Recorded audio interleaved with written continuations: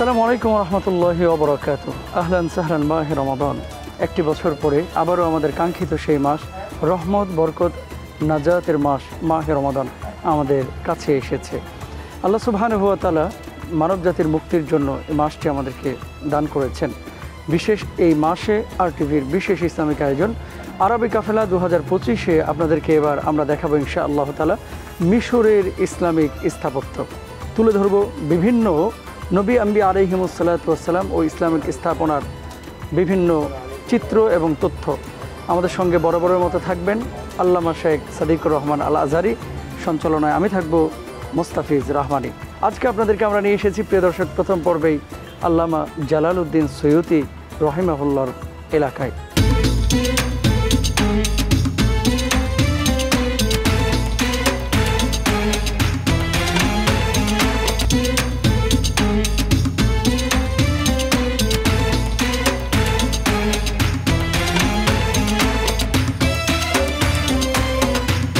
Title sponsor Live Boy. Award by Prawn Recipe Mix. Co-sponsor Shima State SARM. আমরা প্রথমেই আল্লামা Jalaluddin Suyuti রহিমাহুল্লাহর পরিচয় সম্পর্কে সম্মানিত শাইখের কাছে জানতে যাচ্ছি। জালালউদ্দিন সুয়ুতি রহিমাহুল্লাহ কে ছিলেন, কেন তিনি বিখ্যাত ছিলেন, তার ইতিহাস সম্পর্কে আপনার কাছে জানতে চাই। আলহামদুলিল্লাহি রাব্বিল আলামিন, সালাতান ওয়া সালামান আলা মাবউউস রাহমাতাল লিল আলামিন, সুম্মা আম্মা বা'দ।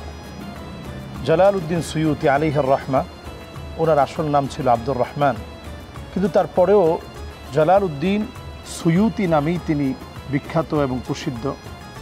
তিনি জন্মগ্রহণ করেছিলেন এই কায়রোতেই। রজব মাসের 1 তারিখে তিনি জন্মগ্রহণ করেছিলেন। 849 হিজরিতে তিনি জন্মগ্রহণ লাভের পরে 5 বছরের মধ্যে উনি ওনার আব্বাকে হারিয়ে ফেলেন, এতিম হয়ে যান। অন্যান্য যুবকের চাইতে তিনি ব্যতিক্রম চলতেন।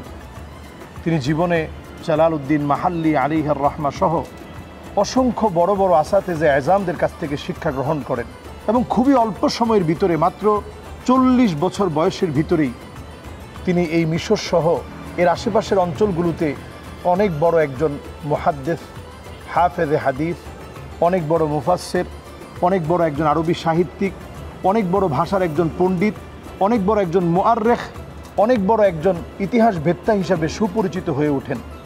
উনি এমন একজন মানুষ ছিলেন, তিনি জীবনে একবার যদি কোনো কিছু পড়তেন, জালালউদ্দিন সুয়ুতি আলাইহির রাহমা সেটা ভুলতেন না। আল্লাহ রাব্বুল আলামিন এত মেধা দিয়েছিলেন ওনাকে। আপনি যদি দেখেন, হাদিসের খিদমতের পাশাপাশি হাওয়ি লিল ফাতাওয়া, ফাতাওয়ার কিতাব হিসেবেও তিনি কিতাব লিখেছেন। আগের হলুদ বদলে ব্যবহার করছি প্রাণ গুঁড়া হলুদ, অল্পতেই পারফেক্ট কালার, তাই আপনিও বদলে ফেলুন। একবার প্রাণ গুঁড়া মশলা ব্যবহার করেই দেখুন। এবং আপনি তাফসিরের ক্ষেত্রে জালালউদ্দিন সুয়ুতি আলাইহির রাহমার বিখ্যাত তাফসির, তাফসিরে জালালাইন, এই তাফসিরটা ছাড়াও তাফসিরে মাসুর কিন্তু ওনার বিখ্যাত তাফসির। এছাড়াও ওনার হাদিসের যে খেদমত রয়েছে, জামউল জাওয়ামি, বিশাল হাদিসের কিতাব তিনি লিখে গিয়েছেন, যেটা আজ পর্যন্ত আমরা পড়ছি। নবী আম্বিয়া আলাইহিমুসসালাতু ওয়াসসালাম ইন্তেকালের পরে ইলমটা রেখে যান। নবীজি সাল্লাল্লাহু আলাইহি সাল্লাম বলছেন, ফামান আখাযাহু আখাযা বিহাদ্দিন ওয়াফির, যে যত বেশি জ্ঞান অর্জন করলো, ইলম সংগ্রহ করতে পারলো, সে আমার রেখে যাওয়া সম্পত্তি থেকে অনেক বড় সংগ্রহ সে অর্জন করতে পারল।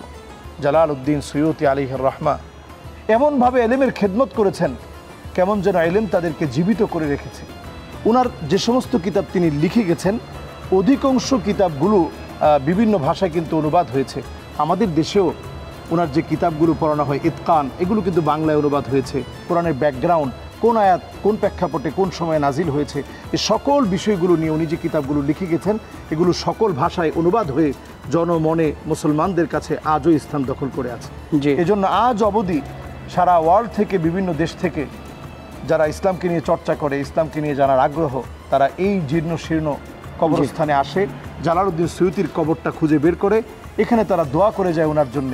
আসসালামু আলাইকুম দারা কওমিল মুমিনিন, আতাকুম মা তুআদুন গাদাম মুআজ্জালুন ওয়া ইন্না ইনশাআল্লাহু বিকুম লাহিকুন। সবশেষ মুহতারাম একটি বিষয় আপনার কাছে জানতে চাচ্ছি, বিরতির আগে যে প্রশ্নটি আপনার কাছে করতে চাই, দীর্ঘ হায়াতে যে কাজ করতে পারে না, ছোট্ট হায়াতে এত বিস্তর কাজ যারা করেন, এটা কি আল্লাহর পক্ষ থেকে বিশেষ মকবুলিয়ত কিনা?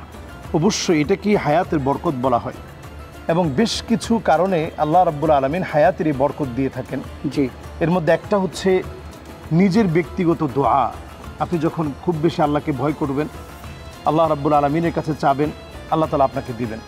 আরেকটি হচ্ছে বিররুল ওয়ালিদাইন, পিতামাতার সাথে খুব বেশি সদাচরণ করা। উনি যেহেতু ছোটোবেলাতেই ওনার বাপকে হারিয়ে ফেলেছেন, ওনার মাকে উনি চেষ্টা করেছেন মায়ের কাছ থেকে খুব বেশি দোয়া নেয়ার। আজকে জালালউদ্দিন সুয়ুতি শত শত বছরও কিন্তু একজন জালালউদ্দিন সুয়ুতি তৈরি হয়নি। আল্লাহ রাব্বুল আলামিন যখন চেয়েছেন এই মাটির মধ্যে একজন জালালউদ্দিন সুয়ুতিকে আল্লাহ তাআলা দিয়েছেন, এটা মায়ের দোয়ার কারণে। আরেকটি বিষয় হচ্ছে আত্মীয়তার সম্পর্ক রক্ষা করা। উনি ওনার জীবনে আত্মীয়তাকে খুব বেশি গুরুত্ব দিয়েছেন। ওনার লিখনিগুলো পড়লেই এই বিষয়গুলো উঠে আসে যে কিভাবে তিনি এই অবস্থানে আসলেন। এবং খুব বেশি পরিমাণ তিনি ইস্তেগফার করতেন, খুব বেশি তিনি লা হাওলা ওয়ালা কুওয়াতা ইল্লা বিল্লাহ, কানজুন মিন কুনুজিল জান্নাহ যেটাকে বলা হয়েছে, তিনি এই আমলগুলো সবসময় করতেন বলেই নিজেকে গুনাহ থেকে বিরত রাখার কারণেই আল্লাহ রাব্বুল আলামিন জালালউদ্দিন সুয়ুতিকে আজও আমাদের হৃদয়ে স্মরণীয় করে রেখেছেন। ধন্যবাদ সম্মানিত শেখ, জাযাকাল্লাহ। প্রিয় দর্শক, আপনারা দেখছেন আপনাদের প্রিয় অনুষ্ঠান আরবি কাফেলা। সময় হয়েছে ছোট্ট একটি বিরতিতে যাবার। বিরতির পরে আবারও ফিরছি এবং আল্লামা জালালউদ্দিন সুয়ুতি রাহিমাহুল্লাহর কবরের ভেতরের অংশ, আরও কিছু ইতিহাস আপনাদের সামনে তুলে ধরবো এবং দেখাবো। আশা করি আমাদের সঙ্গেই থাকবেন।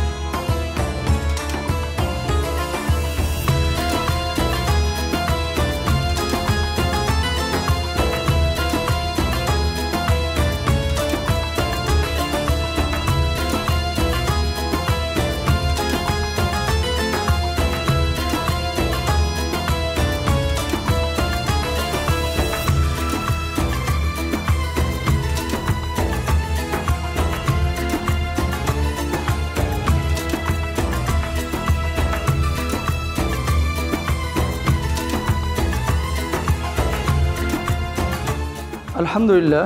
সুপ্রিয় দর্শক, বিরতির পরে আবারও সবাইকে সাদর আমন্ত্রণ জানাচ্ছি আপনাদের প্রিয় অনুষ্ঠান আরবি কাফেলার আজকের পর্বে। এই মুহূর্তে আমরা জালালউদ্দিন সুয়ুতি রাহিমাহুল্লাহর মাকবারার পাশে আমরা দাঁড়িয়ে আছি। আমার সঙ্গে শেখ সাদিকুর রহমান আল আজহারি সাহেব বিরতির আগে অনেক তথ্য দিয়েছিলেন। এ পর্যায়ে শাইখের কাছে আমরা যে বিষয়টি জানতে চাচ্ছি, আল্লামা জালালউদ্দিন সুয়ুতি রাহিমাহুল্লাহর ব্যাপারে অনেক কথা প্রচলিত আছে, বাংলাদেশেও আমরা দেখেছি। প্রায় রাসূল সাল্লাল্লাহু আলাইহি ওয়াসাল্লামকে তিনি স্বপ্নে দেখতেন এবং আল্লাহর হাবিব সাল্লাল্লাহু আলাইহি ওয়াসাল্লামের সুন্নাহ মোতাবেক তো জীবনযাপন করতেনই, লেখনীতে ওনার তাফসিরের ক্ষেত্রে যে অবদান ছিল, আপনি তার ব্যাপারে আর কি বলবেন সম্মানিত শেখ? জাযাকুমুল্লাহু খায়রান। প্রিয় মুহতারাম, আমরা এমন একজন মানুষের মাকবারার পাশে এখন দাঁড়িয়ে আছি যার জীবনীটা ছিল আলিমুন মুস্তামিলুন ইলমাহু। তিনি ওনার গোটা জীবনটাই দ্বীনের খিদমতে কাজে লাগিয়েছিলেন। সুবহানাল্লাহ। আমাদের বাংলাদেশে যত মাদ্রাসা আছে একটি তাফসির পড়ানো হয়, তাফসিরে জালালাইন। দুজন জালাল, একজন হচ্ছে জালালউদ্দিন মাহাল্লি এবং জালালউদ্দিন সুয়ুতি আলাইহির রাহমা। এই দুজনের অনবদ্য লিখনিতে শক্তিশালী হয়েছে যে তাফসির, এই তাফসিরটাই কিন্তু জালালউদ্দিন সুয়ুতি এবং জালালউদ্দিন মাহাল্লির নামকে প্রথম অংশকে রেখে দিয়ে এই তাফসিরের নামকরণ করা হয়েছে জালালাইন। এমন কোনো দিক নাই যেই বিষয়ে তিনি কিতাব লেখেননি। লুবাবুন নুকুর লিখেছেন, জামউল জাওয়ামি' 30 খণ্ডের বিশাল হাদিসের সম্ভার তিনি একত্রিত করেছেন। এইভাবে করে জামাউস সাগীর, জামাউল কবির সব তিনি রচনা করেছেন। এরপরে আপনি যদি দেখেন যে আল ইতকান ফি উলুমিল কোরআন, কোরআনুল কারীমের মৌলিক যে জ্ঞান রয়েছে, কোনটি মাক্কি সূরা কোনটি মাদানী সূরা, এই সামগ্রিক বিষয়ে কিন্তু তিনি কিতাব লিখে গিয়েছেন। আগের হলুদ বদলে ব্যবহার করছি প্রাণ গুঁড়া হলুদ, অল্পতেই পারফেক্ট কালার, তাই আপনিও বদলে ফেলুন। একবার প্রাণ গুঁড়া মশলা ব্যবহার করেই দেখুন। সম্মানিত শেখ, আরেকটি বিষয় আপনার কাছে জানতে চাচ্ছি যে তাফসিরে জালালাইনের ক্ষেত্রে আমরা দেখেছি যে একটু ভিন্নতা আছে তাফসিরে, যেটা অন্য অন্য কিতাবের সাথে বেশ তারতম্য রাখে। সেক্ষেত্রে আপনার দৃষ্টিতে কি কি পার্থক্য ধরা পড়েছে আমাদেরকে দু একটি বলবেন কিনা? জি, এটা মানাহিজুল মুফাসসিরিন, একজন তাফসির কারক তিনি ওনার নিজস্ব ব্যক্তিগত দিকটা কিন্তু তাফসিরের মধ্যে তুলে ধরেন। উনি ওনার মতো করে প্রথমে কোরআনুল কারীমের আয়াতের তাফসিরটা তাফসিরুল কোরআন বি আয়াতিল কোরআন, আয়াত দিয়ে তাফসির করা হয়। এরপরে বিল আহাদিস, হাদিস দিয়ে ব্যাখ্যা করা হয়। এরপরে আকওয়ালুস সাহাবা, সাহাবায়ে কেরামের কিছু বক্তব্য তুলে ধরা হয়। এরপরে লোগা, আরবি ভাষার যে পাণ্ডিত্য এবং সৌন্দর্য রয়েছে এটিকে পুরোপুরি উনি তুলে ধরেছেন ওনার এই তাফসিরে জালালাইনের ভিতরে। খুব অল্প স্বল্প শব্দে একটি আরবি শব্দের অনেকগুলো মোরাদেফ, প্রতি শব্দ এনে এনে তিনি ব্যাখ্যা করার চেষ্টা করেছেন। কোরআন কারীমের এক একটি শব্দের অনেক যে সুন্দর সুন্দর অর্থগুলো রয়েছে সেই অর্থগুলোকে তিনি খুঁটে খুঁটে ব্যাখ্যা করেছেন। অনেকগুলো শব্দে তিনি বিশ্লেষণ করেছেন তাফসিরে জালালাইনের ভিতরে। আমরা যদি দেখি হাদিসের ক্ষেত্রে তিনি কিন্তু এমন একটি কিতাব লিখেছেন তাদরিবুর রাবি, পৃথিবী বিখ্যাত কিতাব। সেই কিতাবটাও তিনি জালালউদ্দিন সৈয়ুতী রাহিমাহুল্লাহ লিখেছেন। 6 শতাধিকের উপরে উনি শুধু কিতাব লিখেছেন। ধন্যবাদ সম্মানিত শেখ। ওনার যে ইন্তেকাল, কিভাবে ইন্তেকাল হয়েছিল এই ব্যাপারে ইতিহাসে কোনো কিছু পাওয়া যায় কিনা এটা বলে আমরা আজকে শেষ করবো ইনশাল্লাহ। আর এক কথায় আরেকটি বিষয় আপনার কাছে জিজ্ঞেস করছি, 75 বার তিনি নাকি আল্লাহ নবী সাল্লাল্লাহু আলাইহি সাল্লামকে স্বপ্নে দেখেছিলেন। তো ইতিহাসবেত্তারা অনেক কিছু তথ্য দেয়, কিন্তু একজন মানুষ আসলেই আল্লাহর হাবিবকে এভাবে স্বপ্নে দেখতে পারেন কিনা, এটা সম্ভব কিনা, আপনি যদি দুটো বিষয় বলতেন। জি, উনি দুনিয়া থেকে ইন্তেকাল করেছিলেন 911 হিজরিতে। 62 বছর বেঁচে ছিলেন। 62 বছর তিনি জীবিত ছিলেন। ওনার পুরো হায়াতে যখন উনি 40 বছরে পদার্পণ করেছিলেন তখন থেকে উনি এমন একটা ঘরের মধ্যে অবস্থান করতেন যে ঘরটা ছিল একেবারে জ্বালানা বন্ধ করা, এবং সার্বক্ষণিক তিনি শুধু লেখালেখি করতেন। জি। এবং সবসময় নবীজি সাল্লাল্লাহু আলাইহি ওয়াসাল্লামকে পাওয়ার এত তামান্না ছিল ওনার মনে। ওনার একজন খাদেম ছিল, তার নাম ছিল হাব্বাক আলাইহির রাহমা। তিনি বলছেন যে জালালউদ্দিন সৈয়ুতী এত পরিমাণ রসুলকে স্বপ্ন দেখতেন যে স্বপ্নগুলোর ব্যাপারে আব্দুর রহমান হাব্বাককে প্রায় সময় তিনি ঘুম থেকে জাগার পর বলতেন যে আজকে আমি নবীজি সাল্লাল্লাহু আলাইহি সাল্লামকে স্বপ্ন দেখেছি। এই স্বপ্ন দেখাটা হাদিস দ্বারা স্বীকৃত, আপনিও কিন্তু দেখতে পারেন। জি। যদি নবীজি সাল্লাল্লাহু আলাইহি সাল্লামের এই হাদিসটা আমরা সামনে নিয়ে আসি, নবীজি সাল্লাল্লাহু আলাইহি সাল্লাম বলেছেন মান রাআনি ফিল মানাম ফাকাদ রাআনি ফিল ইয়াকযা, যদি কেউ স্বপ্নযোগে আমাকে দেখে সে কেমন যেন আমাকে বাস্তবেই দেখলো। ফা ইন্নাশ শাইতান লা ইয়াতামাসসালু বি, কারণ শয়তান আমার আকৃতি ধারণ করতে পারে না। তিনি বহুবার নবীজি সাল্লাল্লাহু আলাইহি সাল্লামকে স্বপ্ন দেখেছেন। শুকরান, জাযাকাল্লাহ। সম্মানিত শেখ, প্রিয় দর্শক, আমরা এখন ছিলাম আল্লামা জালালউদ্দিন সৈয়ুতী রাহিমাহুল্লাহর মাকবারার পাশে। তিনি যেই লিখা আমাদের মাঝখানে রেখে গেছেন, অর্থাৎ যে সমস্ত কিতাবগুলি আমরা এখন আমাদের মাকতাবে পাচ্ছি, এই লেখনীগুলো প্রত্যেকে আমরা পড়ার চেষ্টা করব এবং তার জীবন আদর্শ আমাদের জীবনে বাস্তবায়িত করার চেষ্টা করবো ইনশাআল্লাহ তাআলা। আল্লাহ তাআলা আমাদের সবাইকে তৌফিক দান করুন। আগামীকাল আরবি কাফেলায় নতুন পর্বে নতুন স্থাপনা ইনশাআল্লাহ দেখা হবে। আল্লাহ হাফেজ। আসসালামু আলাইকুম ওয়া রাহমাতুল্লাহ।